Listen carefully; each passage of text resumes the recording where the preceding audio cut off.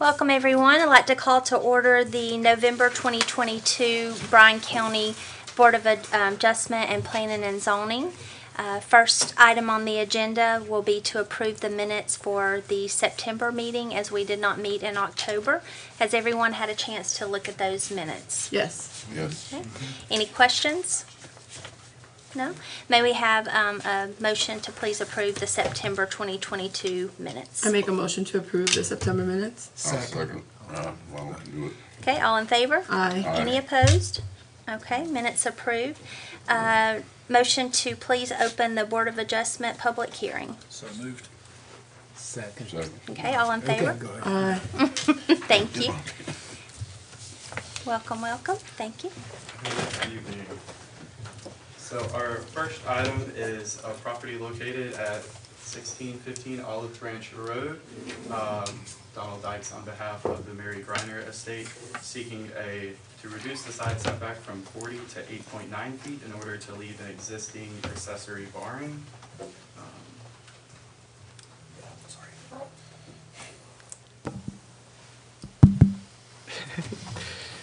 So as far as variance criteria, there was a note on the plat when the subdivision was completed earlier this year for the barn to be removed per Bryan County.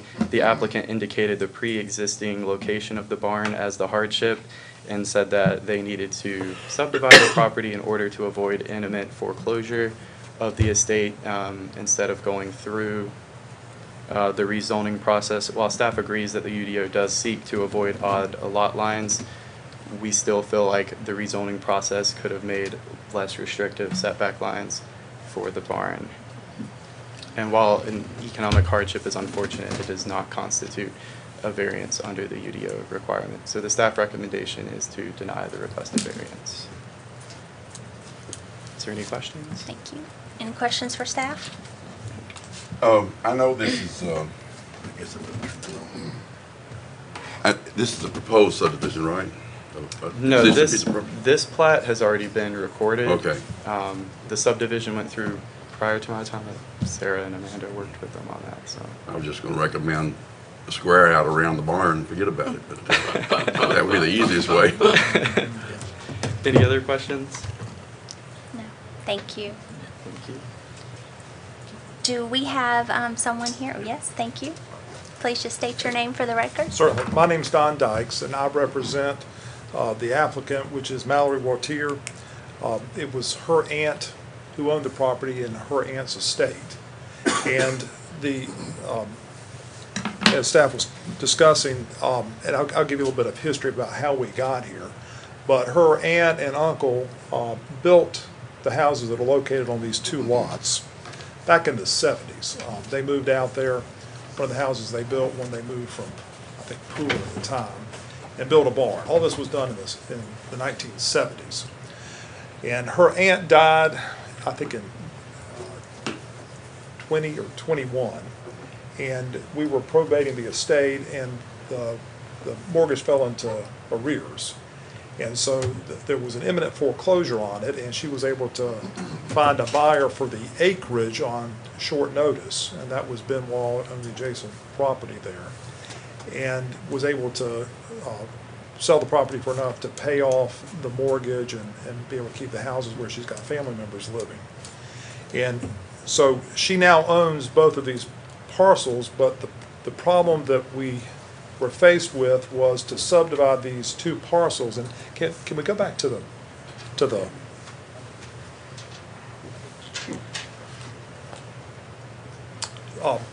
plat here? This is a section of the plat. There's a larger plat that was recorded. And the problem that we had in doing this was we had to create a minimum lot size on parcel B. Now it's parcel C that has the encroachment, and it's right at 9 feet. But parcel B had to have the proper setback for the house on that property, which we were able to do with this particular subdivision. But it also had to maintain 5 acres. And those were limiting factors on how we could adjust a property line. Now, you know, I heard Mr. Young say, well, just do a carve out around it.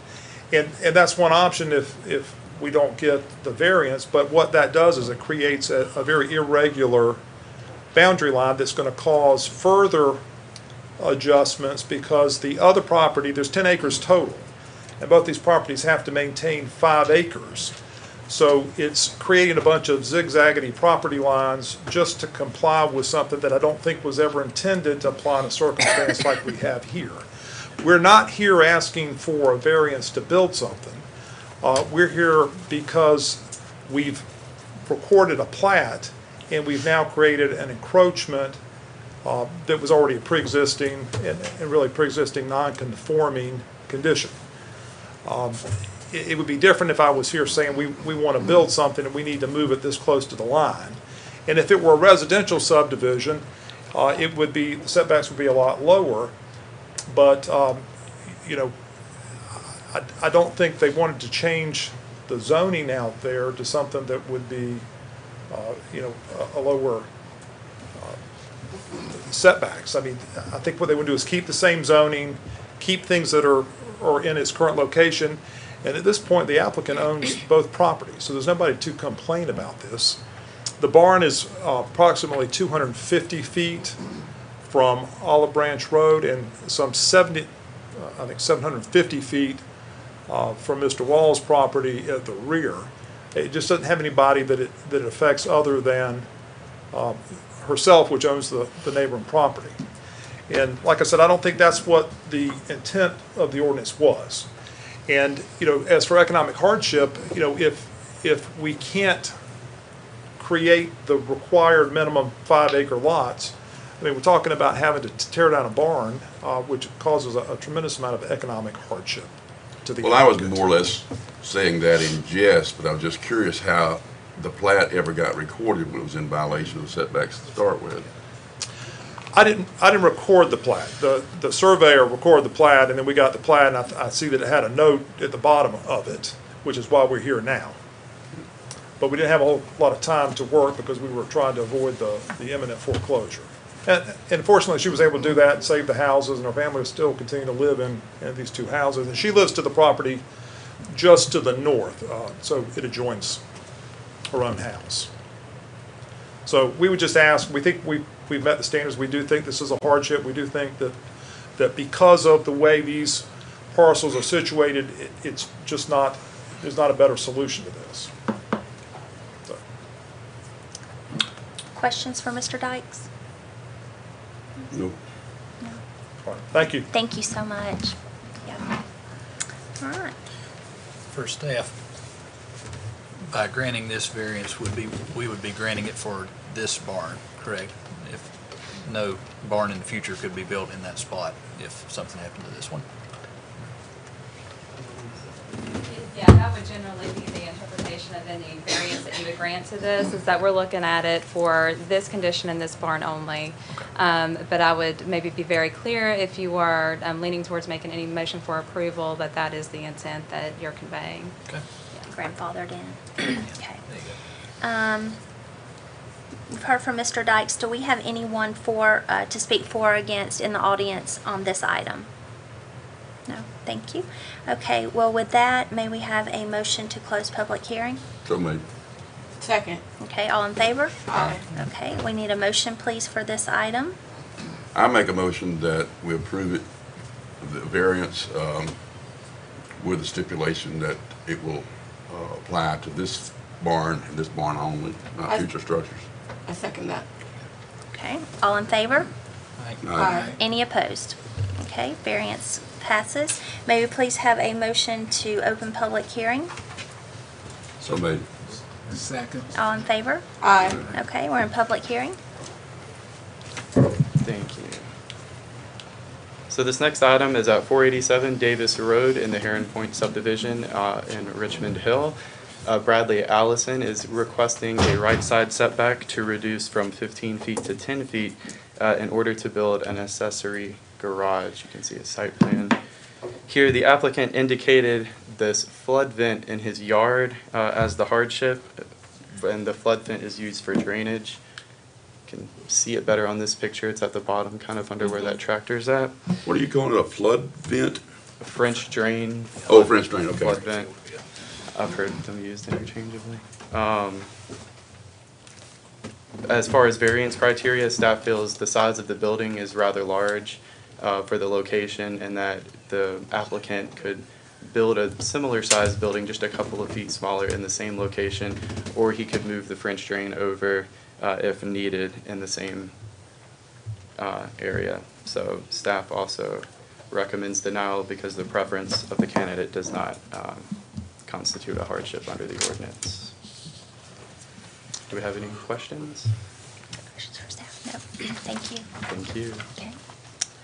All I don't have right. any questions, but can you put that The drawing back. scribble sheet back up? Yeah, sure. There you go. Yeah, thank you. Okay, we've heard from staff. Do we have anyone here, the applicant, to speak on behalf of this item? Okay. Mr. Allison, if you'll just, are you Mr. Allison? Yes, I Hey, am. just come Yes. on up. State your name and address into the microphone for the Bradley record, Allison, please. 487 Davis Road. So this drain was previously installed by the previous owner of the house, and I feel that it is a hardship. I'm putting my life savings into an accessory garage, and I want to try to get the best bang for my buck to fit my yard. So the building itself was approved, and this is the only thing that's holding me up. So it was common sense for me to apply for this variance because I feel like the drainage of the yard should be preserved, right? So moving the building over 5 feet, moving the drainage over, creating a different flow pattern for the yard is kind of a big deal. So Thank you. Any questions for Mr. Allison? You said it was approved by an HOA or? approved by HOA, and the building plans were approved, everything except for the variance. That's why we're here today, yes. You have a letter from the HOA approval? Yes, I do have a HOA approval pending the Bryan County approval.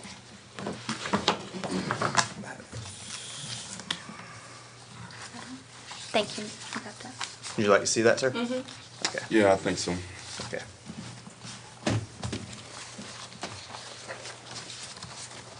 It's in here somewhere.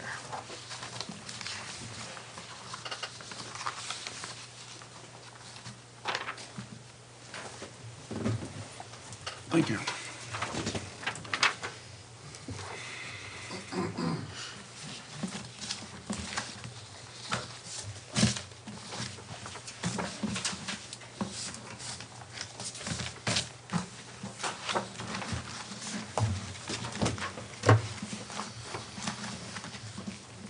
Okay. Thank you, Mr. Allison.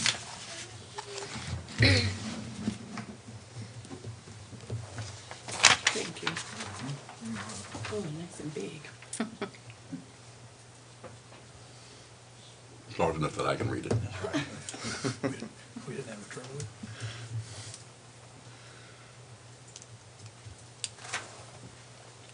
Thank you, sir. Okay. Any further questions for the applicant? No? Thank you. Okay. I have no speaker slips, but do we have anyone in the audience to speak for or against item 2 on the Board of Adjustments? No? With that, may I have a motion, please, to close this public hearing? So made.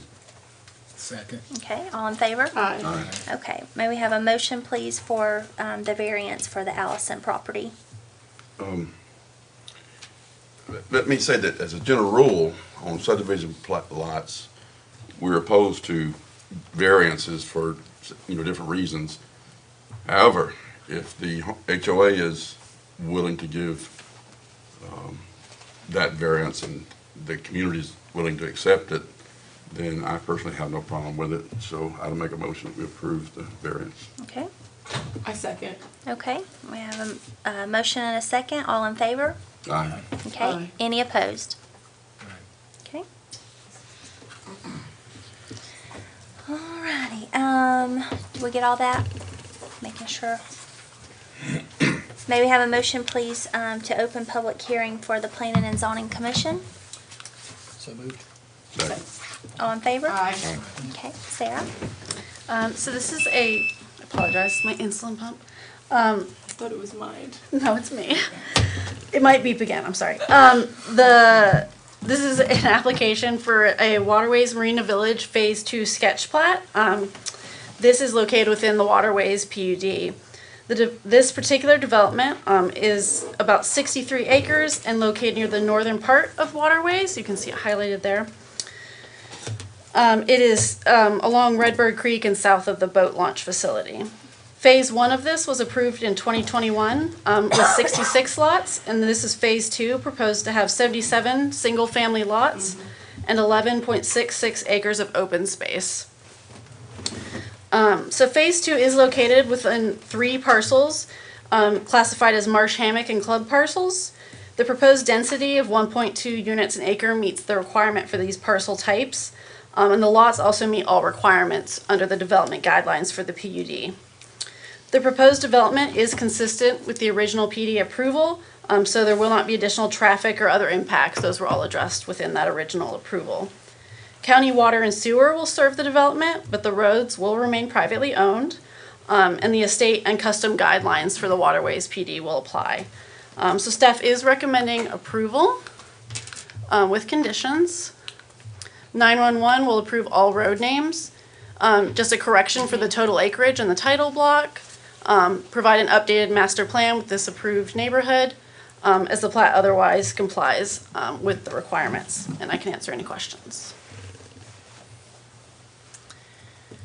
Is it gated community? It's part of Waterway, so it would be accessed through that main entrance. I know I ask this all the time, but I ask it 3 times a year. I'll probably get the same answer. Still just one way in and one way Yes, out for that waterways. is correct. Okay. Anything for Sarah? No? So not much different from Phase 1, right? No, it's part of the same neighborhood Yeah. within Waterways. Okay. Nope, I have nothing else. Thank you. Again, I have no speaker slips for this item, but do we have anyone in the audience for or against to speak for this item? No. With that, may I have a motion, please, to close this public hearing? So made. Second.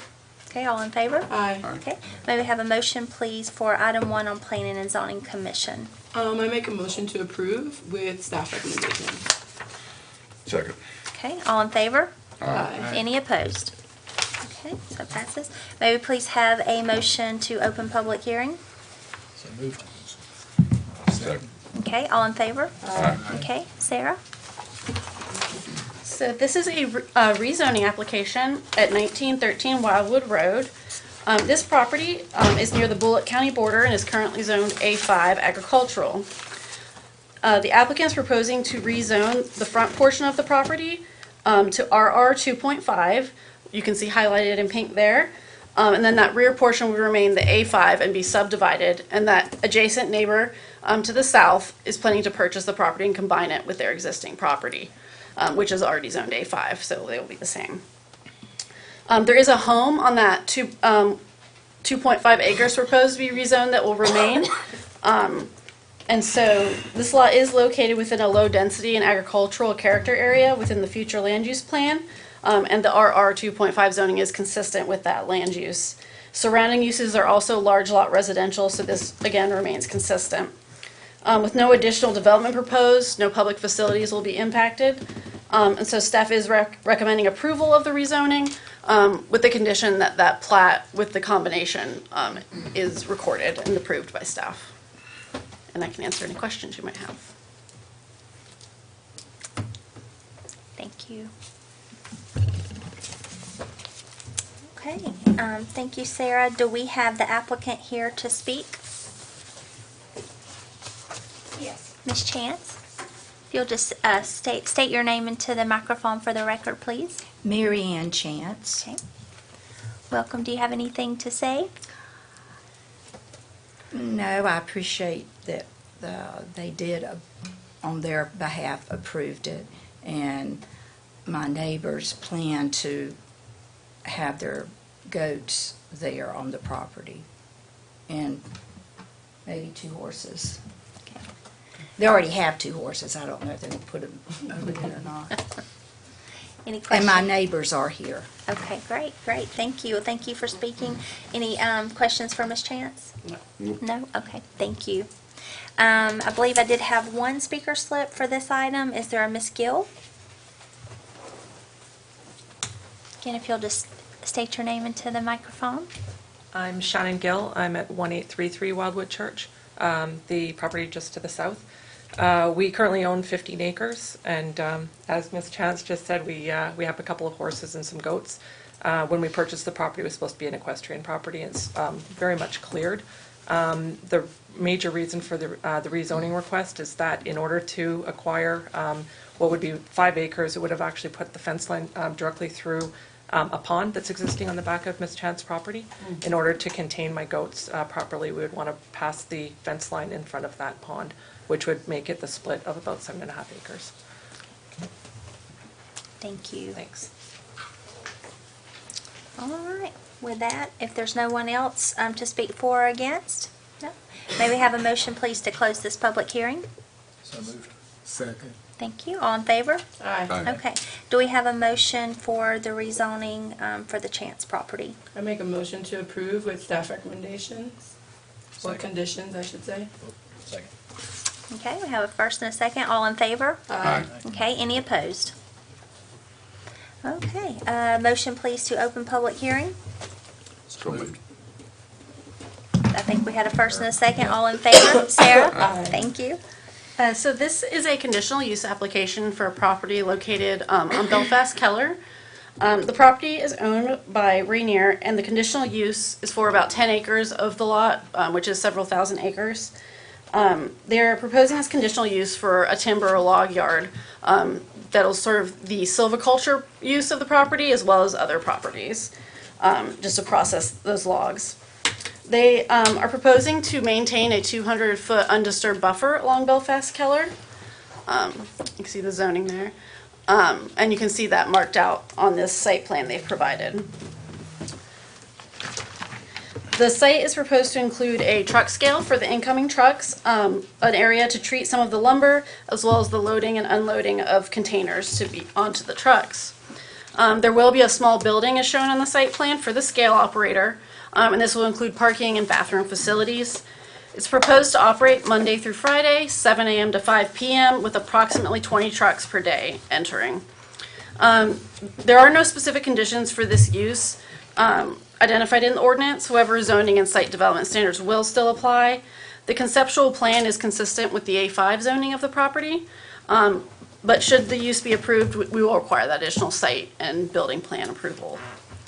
Bryan County Engineering did indicate that at this time that a traffic study is not required, but they will require signage at the entry and exit, as well as an encroachment permit with additional traffic and trip information, and at that time they can make a final determination on any traffic improvements or studies that may be needed. The proposed yard is surrounded, as you can see here, by property with the same ownership that's used for silviculture. So it shouldn't have a major impact on any of the surrounding properties, and the traffic should be fairly minimal. The proposed buffers, which you can see some images of here, will also mitigate any impact that may arise. So staff is recommending approval of the conditional use, with the condition that those trips do not exceed what is proposed, and I can answer any questions you may have. Is that blue on the boundary or inside the boundary? Is that supposed to be a proposed lagoon or stormwater? It's proposed retention? drainage, Okay. yeah, stormwater drainage. I didn't see it labeled anywhere. Yeah, it is labeled. It's a little hard to see on there. It is labeled, and then were this to be approved, they would have to give us a more detailed site plan that engineering would review for any drainage. Okay, any questions for Sarah? No. Thank I you. already did. You may have more than one. I'm all out. All out. You sure card up. All right, do we have anyone here from the Coleman Company? Mr. Allison? I'm saving my hard questions for this. Good evening, Scott Allison, the Coleman Company. Specifically on the site plan, I did want to reiterate, we have an undisturbed buffer, as you saw in the photos. It's pretty substantial, and what we try to do in the design of the site upon entry is curve that road into the 10-acre parcel, push the scale and the building off more to the center. That way, from a sight line, even when you drive by, the view straight in to the property should have a screening for when the curve occurs. We didn't want to just come straight into the property, here's your scale, here's your house, and it kind of defeats the purpose of the buffer, albeit that it would hinder view of the 10-acre operation that they'll have. However, it wouldn't have been substantial for some of the in and out, ingress, egress, and the truck scale. So we did try to turn that. Again, it's on a large parent parcel, but there, based on initial findings, there's some wetlands in the general area. We've stayed out of those. Obviously, when we get into full engineering, that'll be delineated and accommodated for to avoid. And to answer the question, there is a stormwater detention facility. It'll be a gravel lot, so I mean we'll have to accommodate for any subsurface drainage. Right now, we're showing basically a rim ditch around the perimeter that would handle flow and quantity of that stormwater. And I can answer any specific questions you have on site or the application request. Is the earth from the lagoon or stormwater detention, is it going to be used to elevate the site a little bit on site? We're hoping to not have to elevate. Well, what are you going to do with the bit. dirt? I guess that's my question. I mean, really, we would need to see what we're looking at from a soil standpoint and we get in there to grade. We don't have a lot of structures going on there. There's not, parking areas, things like that. So we'll be working with the soils when the geotech comes back. But, our engineers will get in there and ensure that the drainage is proper, meets all the ordinance and all the regulations. I'm just being curious. I understand. Thought you were out of questions. I'm out of questions. Well, now this is a new question here. Anything else for Mr. Allison? No. No. Okay. Thank you. Do we have anyone here to speak for or against this project? No? Okay. With that, may I please have a motion to close this public hearing? So moved. Second. Okay. All in favor? Aye. Okay. May we have a motion, please, for this Radiant request? Can we pull up the slide that has the recommendation, please? Sure. I'm sorry. Thank you. I make a motion to approve this hearing item with the conditional use stated by staff. Second. Okay. First and a second. All in favor? Aye. Any opposed? Okay, so passes. May we please have a motion to open public hearing? So moved. Second. Okay, all in favor? Aye. Okay. All right, so for the next two items, these are associated requests, and so we do generally like to present these together. At the permission of the commission, I'll proceed for the next two items, which are items 4 and 5. These requests are a comp plan amendment and a rezoning. The applicant on this is High CL Timber, Inc. They are being represented by Thomas and Hutton. The two requested actions are first to amend the future land use map from low density and agricultural to industrial. And the second part of the request is to rezone the property from A5 to I2, which is our general industrial zoning district. The site location map on the right of the screen shows the general location of this property. It is located kind of in the southeast quadrant of the I-16 Highway 280 corridor and along the Ogeechee River. The zoning map here shows the present zoning of the property.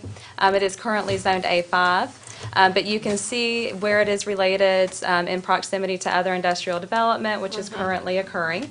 So it's immediately adjacent to the Interstate Center Industrial Park, as well as in close proximity to the Hyundai Mega Site, which is just on the other side of the I-16. Now, the concept plan that is being presented shows the total acreage of the property, which is about 1,144 acres. However, what you can see from the concept plan is about 580 acres at this point are being planned for development. Some of the other areas closer to the Ogeechee River are showing as being preserved or protected areas.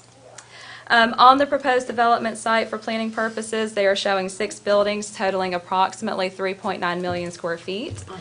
These are going to be industrial buildings used for warehousing or other industrial uses. Access to the site will be directly from Old Kyler Road. It is envisioned that that access will go through Oracle Parkway out to Highway 280 in the near future, and that will be, being consistent with the industrial traffic that's already occurring within the Interstate Center Industrial Park.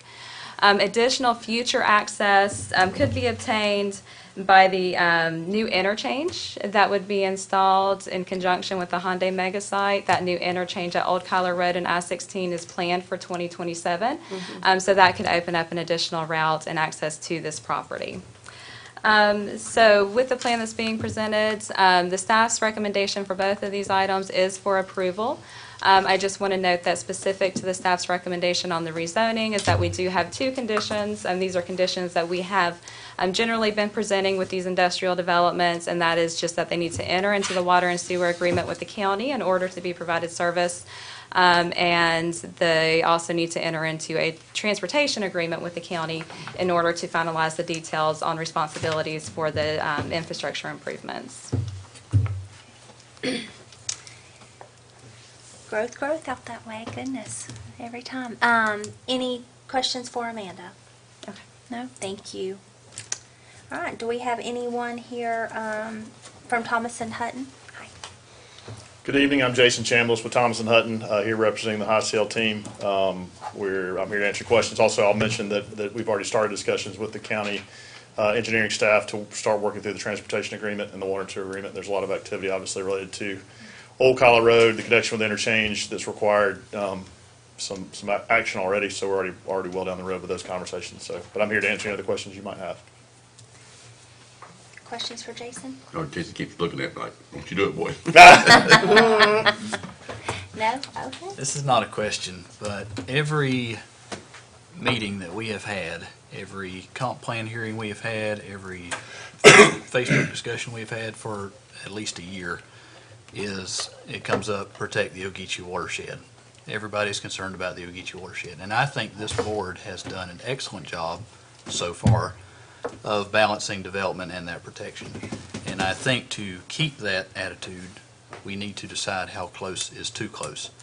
We have to draw a line, and in my opinion, Old Kyler Road south of 80 is that line. I will not support, endorse, or recommend approval for any large-scale development east of Old Kyler Road for its detrimental impact on the Ogeechee watershed. I'm not telling y'all how to vote, but that's how I stand, how I feel. Thank you, Alex. Thank you. Yeah. Well, this is our home, so that's a good statement. Jason, thank you. Anything else? No. No, well, I will add one thing, that the intention of the property owner is to preserve the wetland area along the Ogeechee watershed. So they agree with that and believe that area needs to be remain undeveloped. So. All right. Do we have any? I have no speaker slips, but do we have anyone in the audience for or against any of these two items that would like to speak at this time? No? Okay, thank you. With that, we can close this public hearing if I have a motion for that. So made. Okay. I second. Okay, all in favor? Aye. Thank you. I have a question, though, before we move on to making a motion for its approval or not. Those are flipped, right?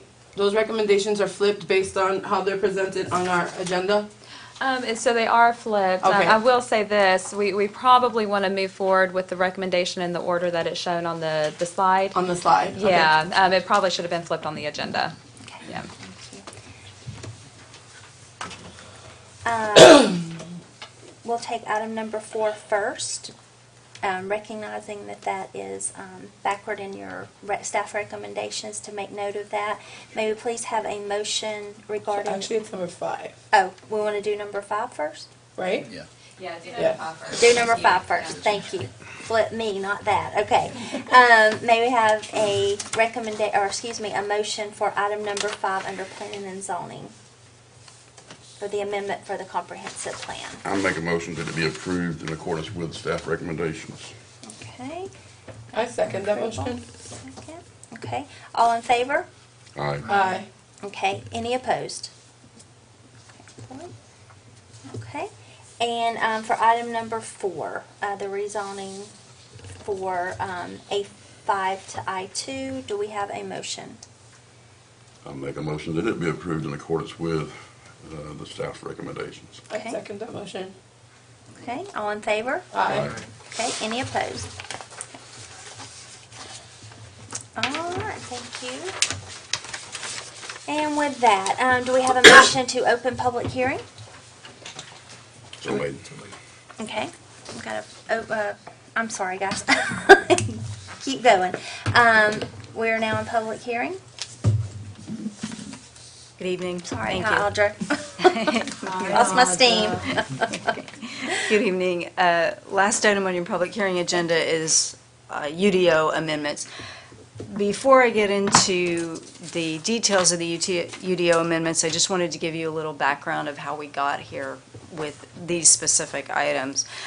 As you know, we spent 2018 through 2020 preparing the Unified Development Ordinance, which replaced the county zoning and subdivision ordinance.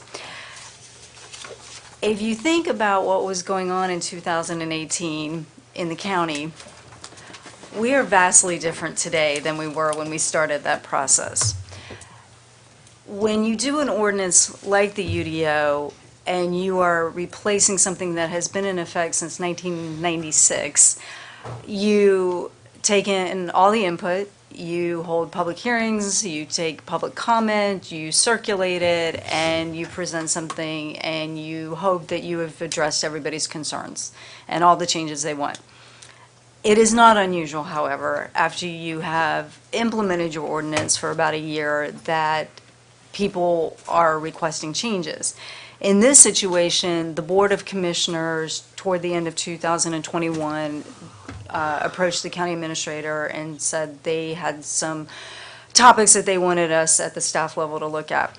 They had a variety of them, and we had a meeting with the board, and we suggested they pick their top 2 items they wanted us to look at and authorize us to hire a consultant. They did that in, I believe it was December of 2021, and their 2 topics they wanted us to look at were minor subdivision and buffers. So the minor subdivision has gone back and forth over the last few years, and some of you were on the board when we did the interim development ordinance, and the consultant tried to address minor subdivision splits. And the continued issue, for lack of a better description, is how many lots do we allow someone to create off a road that doesn't meet the typical county standard, which is 60 feet of right-of-way paved with all the stormwater management and all of those items that go along with it. Because you're trying to balance 2 different issues, both very important and something all counties and cities struggle with. On the one hand, you want people to have safe access to their property. You want the school buses to be able to get down there. You want the mail to be able to travel the roads, fire, EMS. On the flip side of that is it's very expensive to build a road. And you have to be reasonable on the requirement because there are all different income levels. And we have to provide housing to all those levels. And so we have been trying to balance what are those requirements. And just to kind of refresh everyone's memory of things we've looked at, I went back and looked at the pre-IDO, which would be the 1996. They did have a provision in there that you could do 8 lots or less, but the minimum lot size had to be 5 acres or more, and then you could do, you didn't have to meet the county road standards. Maybe you could do dirt or gravel. That was changed in the IDO, and this one should sound familiar because we had quite a few variances on this. That was changed to allow a private road or simple lot split, and the private road allowed basically for non-paving, but it had that maximum limit of 300 feet, if you all remember that. I think you had a variance every month with people coming in saying, I need to exceed this road length. And if you think about the size of a 2.5 acre lot or a 5 acre lot, the road frontage alone to do 1 lot is probably 150 to 200 feet. So it didn't make any sense. So staff really took that one to heart, and in the UDO, what we proposed was, let's make this simpler. Let's have 6 lots for a minor subdivision. If you have 3 lots or less, you can actually have an access easement, which is 30 feet wide, and it can be unpaved. 1 lot has to have road frontage, but the other 2, you basically do this access easement. And then 4 to 6 lots, you did have to have a road, but it could be a gravel road. That standard, those were adopted. That standard was actually changed on the gravel road by the board in 2021 to give the engineering director authority to change it to dirt if they met certain standards. So, staying with minor subdivisions, the board has received feedback, and they did not like those standards, or they wanted to adjust those standards. So we had a workshop with the board, and the consultants presented different options.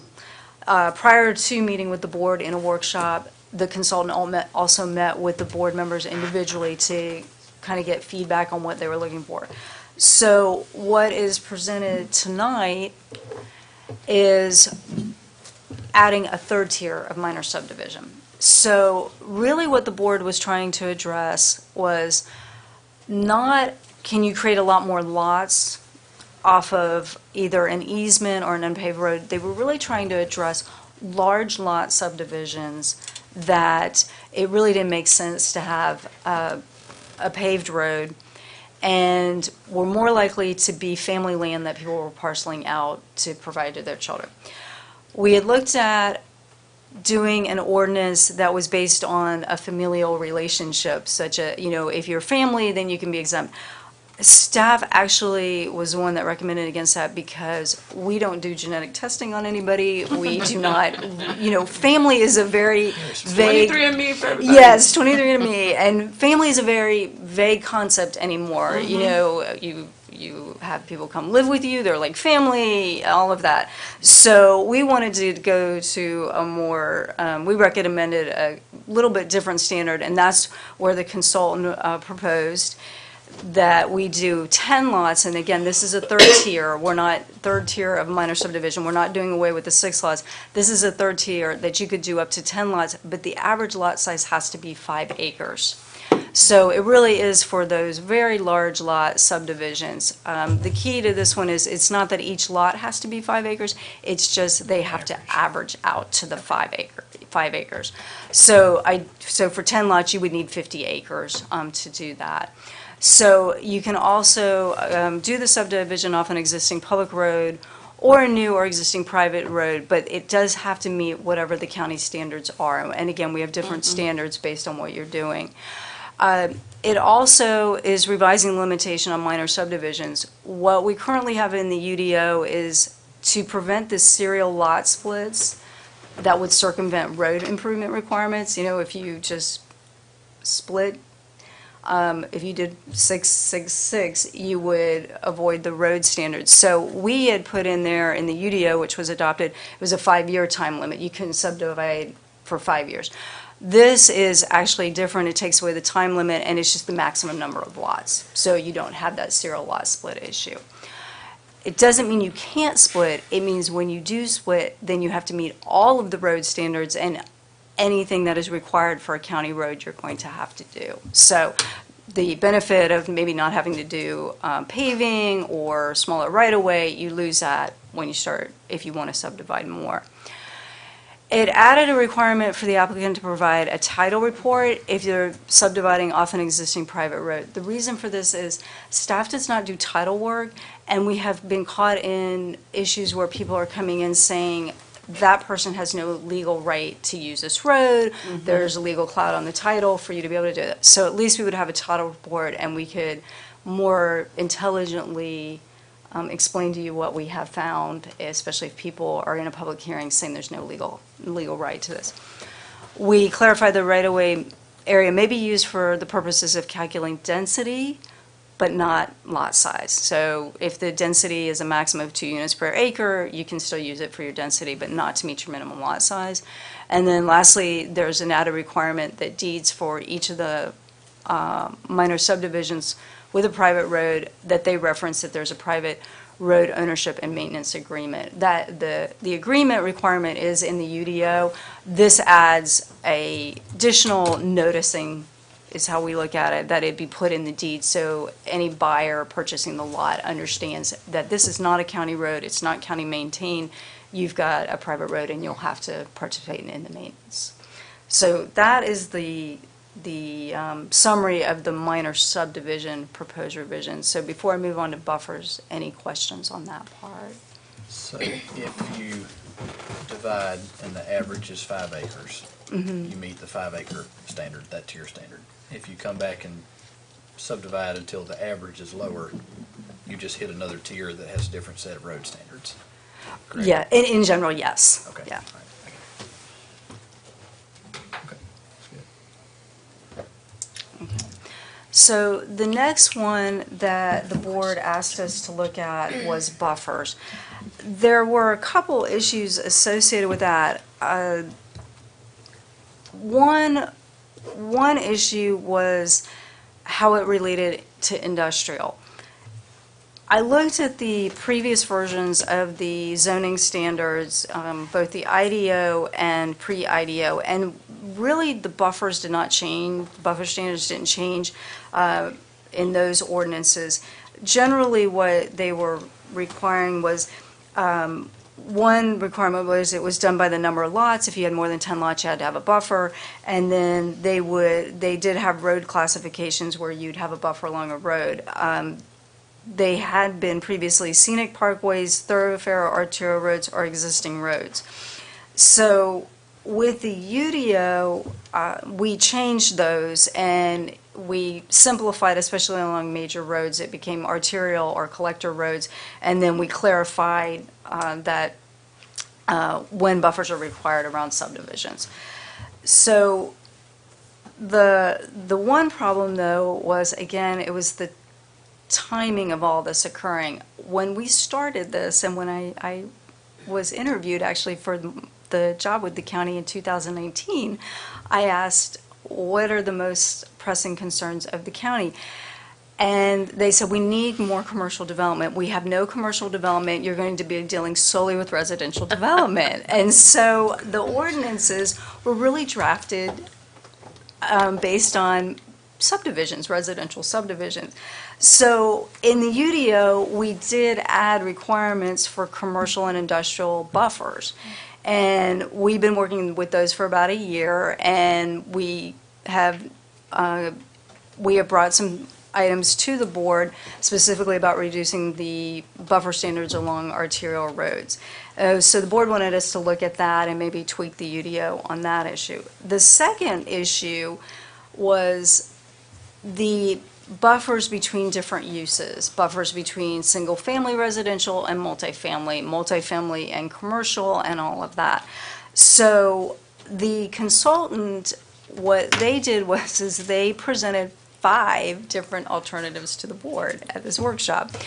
And not unusual, no one alternative was the selected option that the board wanted to move forward with.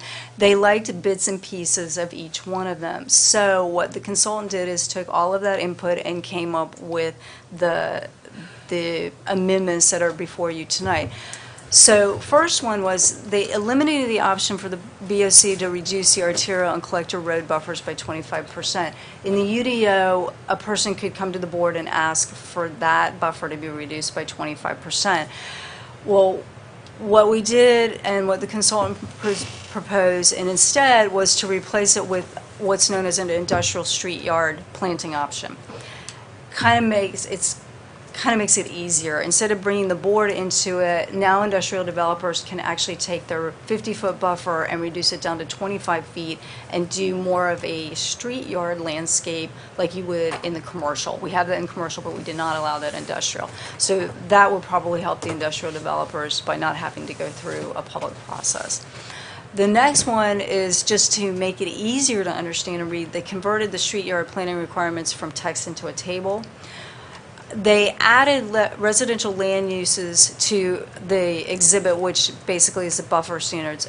what the board liked was, instead of it just being by zoning district, we added a couple columns that said, if you have these residential uses, it doesn't matter what they're zoned, if there's a residential use on the property, this is the buffer that applies to it.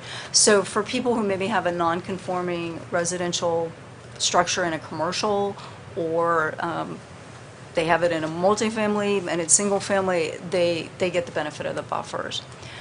They did increase the minimum buffer width in the multifamily and also added a berm option. They created 3 types of buffers for the I-1 and I-2, and what this does is it gives the industrial more flexibility because they can reduce the buffers if they plant more trees and shrubs, so it gives a little bit more flexibility for them. It also increased the number of small trees and shrubs required for each buffer with, and added a requirement for them to be 75% evergreen. And what this should do is, one of the common complaints we get is, and you've heard it too, is you can have a 50-foot buffer. We don't tell people it's undisturbed, that you can clear it, but you got to plant it. Well, the first thing people say is, well, I can see right through that buffer. So this should increase the opacity of the buffer and make it much more dense.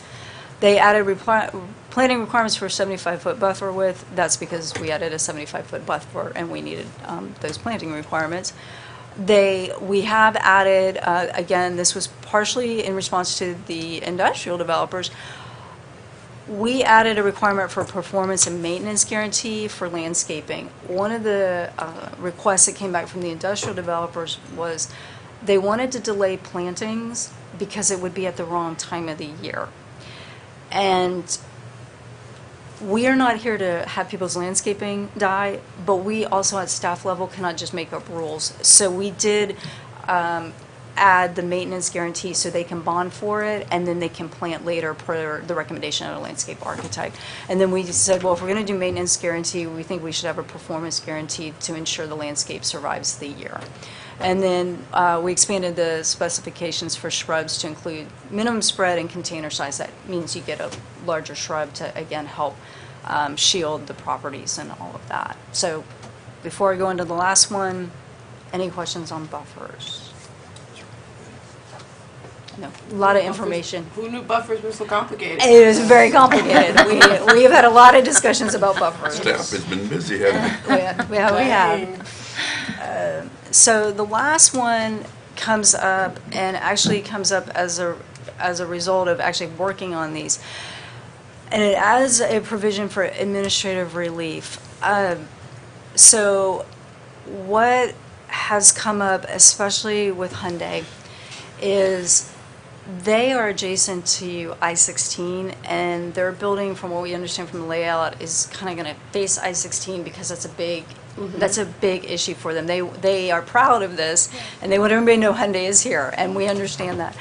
So the question was, because of the way the UDO is written, whether or not the buffer is required, because there's an access road, there's all these issues. So what we recommended, and we asked the consultant to do, was let's allow an administrative relief, which would be done at staff level, with specific criteria for granting such relief, and it'd be based on the type of zoning, the economic impact to the county, the size of the property. So it provides some flexibility without making someone go through a formal variance requirement, and alternatively, not just getting rid of the entire arterial or collector buffers. So, which staff did not feel the public would support. We still think the public really would like to see buffers along those types of roads. So, any questions about that one? So, I know this will be shocking. Staff is recommending approval on these changes. So with that, this is a public hearing, and we will need a formal vote on these changes. Thank you. Thank you guys for all your hard work. Okay. So we still are in this public hearing. Do we have anyone to speak speak to these amendments? No. With that, I guess we should close this public hearing. Do we have a motion for that? Wait, I have a question though before we close sure. Are we voting on these amendments singularly or all together? Since it was agendized and they were all in one packet, it was agendized as one item. I think you can do it as one motion. The only exception would be if there's one you're not comfortable with and you want to divide them out because you want to recommend denial on one of them, then you would need to divide them out. But you can do a recommendation for approval for the revisions to, make it simple, to Article 4, Article 6. Division 1 minor plats. I can just read them the way they're listed there if Yeah, you want. that'll work. Okay. Sorry.